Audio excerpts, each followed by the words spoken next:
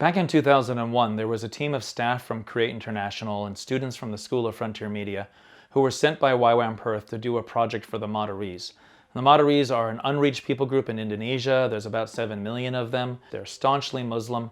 And actually, YWAM Perth has had a lot of involvement with the Madurese over the years. They're in a group that we've adopted. We've had lots of short-term teams go there, and we've even had long-term presence. But even so, they've remained quite unreached. The project we were doing was to create a film that would share the gospel with the Madurese in their language and culture that could be used as an evangelistic tool.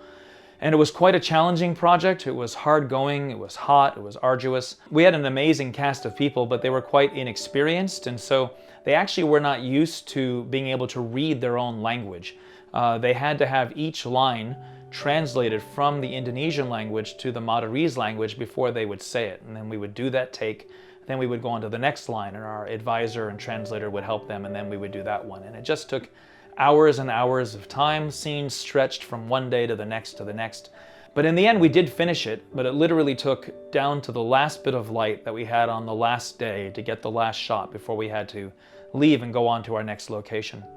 You know, really when we do these films, we just don't know what the fruit of it's going to be. Of course, we always have hope because we feel like God has led us, and we're trusting that God will use the projects to share the gospel and to help people walk into relationship with their Creator, but we just don't know.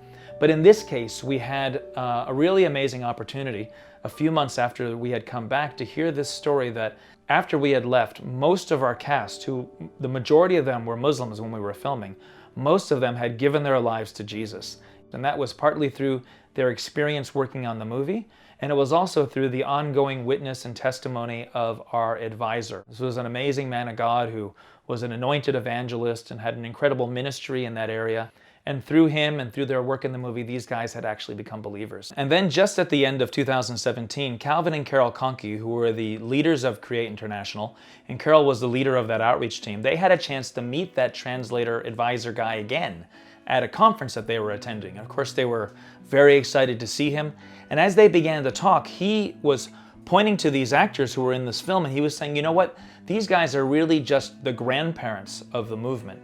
And of course they were like, well, what are you talking about? What movement are you referring to? And he said, well, actually, through these guys' witness and testimony and through the ongoing use of the movie, there are actually now 3 generations of believers amongst the Madurese. He said people are still wanting to see this movie. He wanted to know where he could download it so that young people could watch it on their phones and share it that way. He said that before this movie, people didn't really have a concept that you could become a follower of Jesus and still retain your Madurese culture and identity. And that was something that we'd been really deliberate about doing the movie, about showing that actually following Jesus didn't mean having to kind of give up who you were as a Madurese person. And now he said that through this film, people really can understand that and they can see that, and that's been really significant for many of those people who have responded to the gospel.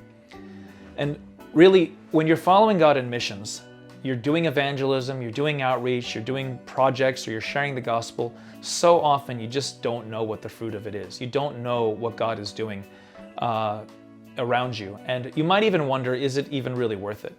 And this story really helps me to remember that it is worth it. That actually there's really nothing that God can't do, even in incredibly difficult circumstances.